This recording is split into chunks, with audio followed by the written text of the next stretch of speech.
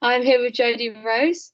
For those who don't know, Jodie will be performing at the Storm event on the 30th of October 2021, and the headliner there it will be Lisa Lashes. Jodie, would you want to tell us about yourself? Hi everyone. So my name's Jodie. I've been DJing for maybe around 6 or 7 years now, roughly. And Lisa Lash is one of my biggest inspirations. So to get to play alongside the lovely Lisa is amazing. Really looking forward to this event, especially because it's at Halloween, which means that we get to dress up, which I'm really excited about, which is also another one of my major passions. So combining my love of music and dressing up is something I'm really looking forward to. I don't know what else you want to know. Yeah, okay, nice, thank you. So how did you come across the Storm event? What events happened to come to lead to that? So this one in particular? Yeah. This one was Lisa messaged me to say, would you like to play? And I was, of course, absolutely. So as a result of joining the Lisa Lashes School of Music, it was what led to this opportunity, really. All from joining the School of Music, which is amazing. It's led to great opportunities. But for this one in particular, it's big thanks to Lisa. Yeah. When did you join the School of Music? It was a couple of years ago now. I think it was not last winter, the winter before, I think. Oh. Time's gone on quite fast. It was amazing. I really recommend it.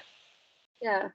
Okay, so I'm just going to go into, obviously, with the events industry at the moment, of post-COVID, everything is a bit different, I guess you could say. But during COVID, like the lockdowns, how did you deal with that as someone who makes music? I was quite lucky, actually, I think, because I was furloughed from one job and working from home for the other. So I actually had quite a lot of time to be in the room I'm in now, which is my studio, working from home. So I consider myself as really one of the lucky ones. And I had a lot of spare time to focus on mixes, including the 6-hour showcase mix I managed to get done, which was great. If I didn't have all that free time, I don't know if I'd be able to record such a massive mix. It is quite strange not having the dance floor. That's where I get most of my inspiration for music I make and everything, really. But it was for me a great time to actually knuckle down and focus on production and the production techniques. I did find it quite strange with inspiration wise, because that's the time I feel most most inspired to come back from an event and just looking up to all of the big sort of inspirations. Yeah, definitely. I was quite lucky. Yeah. So how long have you been a DJ? When did that journey start for you? How has that evolved? So my brother, funny enough, bought me a pile of records for Christmas. It must be about 7 years ago now. I'd always wanted to learn, and I'd always had friends that mixed, and I guess that was the boost I needed, really, was to just those records appeared, and then my partner lent me his 1210s, and then I just had a couple of the same records, of just for weeks and weeks, just try and mix those two tracks together, just until I could, and it all started there, really. I just had like a big sort of passion for it from then. Yeah, amazing. So do you make your own music, or have you been making your own music during lockdown, or? I have been. I've studied a few music production courses over the past 6 years, and I've been collaborating with friends to start with, and learning a lot from them alongside what I've already learned on my production courses. And then really this year have been going at it myself and trying to really make music on my own and learning a lot that way. I've been spending quite a lot of time this year throughout lockdown producing. Yeah, nice. So you said earlier that Lisa Lashes inspires you. I was just wondering, is there anyone else that inspires you, or anything that inspires you in particular? Yeah, big inspiration at the moment, sort of acid sounding, acid lines and along with the Hoovers. I would say Cupra and Dynamic Intervention. They're like two big artists that I'd say the Jodie Rose sound is kind of very inspired by. Yeah, and then Paul Glasby sort of back in sort of the Storm days. So yeah, lots of people. It's quite hard to think of them all. Yeah, no, it's perfect. So throughout the past 6 years, where do you think is the best place that your career has taken you so far? Like, what's like the most memorable thing that you've done?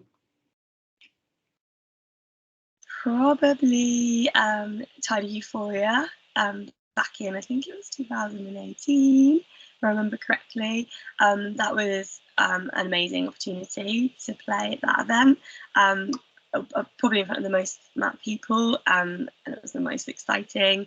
But then also, it's been quite a lot of sort of kind of random gigs. I played at Boomtown Festival to be able to actually take Hard House to Boomtown Festival was quite cool, and local gigs in Bristol, where you may not usually hear that much Hard House, to be able to actually play the music I love and like kind of, I guess, try and introduce others to that style of music has been really cool.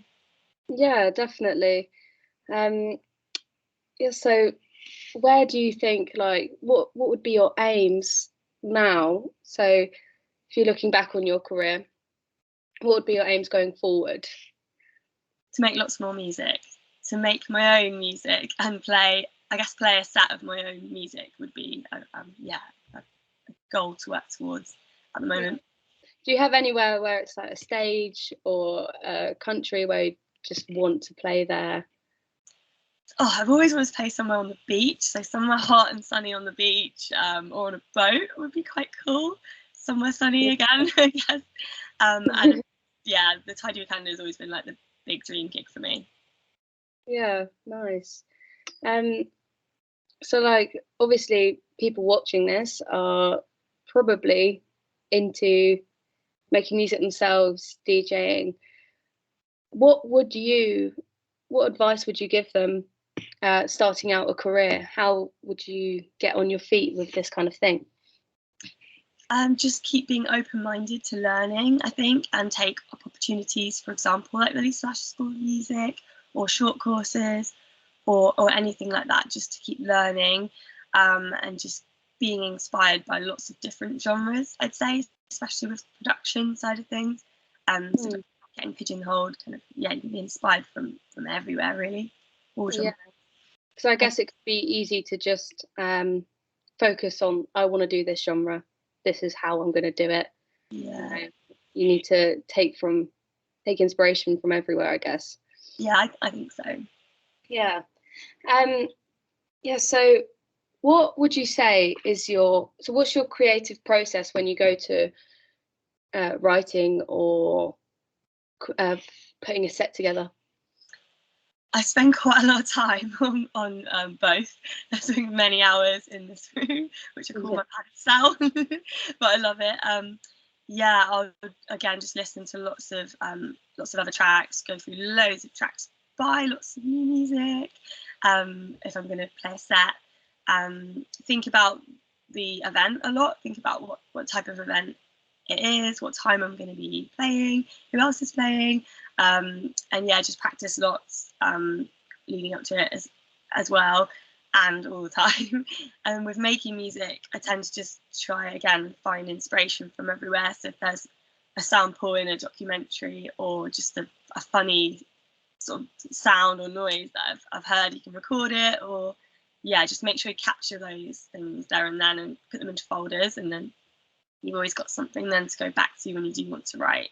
There's like lots of stuff there to be inspired by. Yeah, so it's kind of like a constant, keeping aware of like your surroundings, what sounds you could use. Yeah. So so have you got anything coming up that you'd want to share with us? Anything exciting that you're looking forward to maybe in the next year? Oh, I mean, for the moment, is the Storm gig is the biggest thing. Yeah, and the next year, I'm I'm not really sure. I'm just kind of yeah, just making some music, I guess, would be the biggest thing. Just see where that leads. Yeah, very nice. Perhaps an event. I do like to run my own events in Bristol, so I haven't done that one of those for a while. So maybe yeah, Cosmic's event sometime soon. Yeah, that would be in the next year, I'd say. Very nice.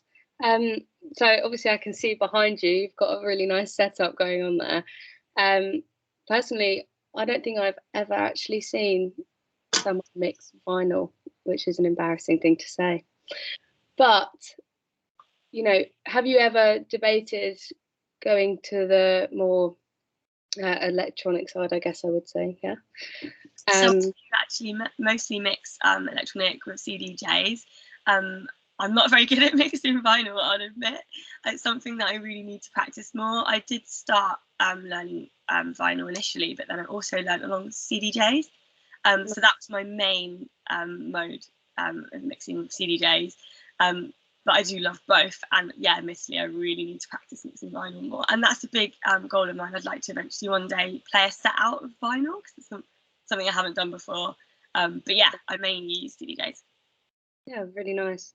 And I guess just finally, what would be, if you had to make a statement that was sort of saying, this is me, this is who I am, this is why I do what I do. What would that be if you could summarize your artistry into one statement? Oh, it's tricky, isn't it? It's a tricky question, I'm sorry. I think I just absolutely love the music. It's all about the music and the atmosphere at events. Yeah, just absolutely love it, and I feel really, really lucky to be able to say that I guess some of my dreams have come true, which is really cool in music. And I think that's the great thing about music: your dreams can come true. It's really cool, as cheesy as it sounds, but it's true. Definitely, it's amazing. I mean, thank you so much for all of these answers. I know some of them put you on the spot for a second there, but yeah, it's been really wonderful talking to you. Thank you. And we're all excited to see you at Storm performing. Yeah, thank you so much. I'm sure I'll talk to you soon. Thank you very much. Thank you. Bye.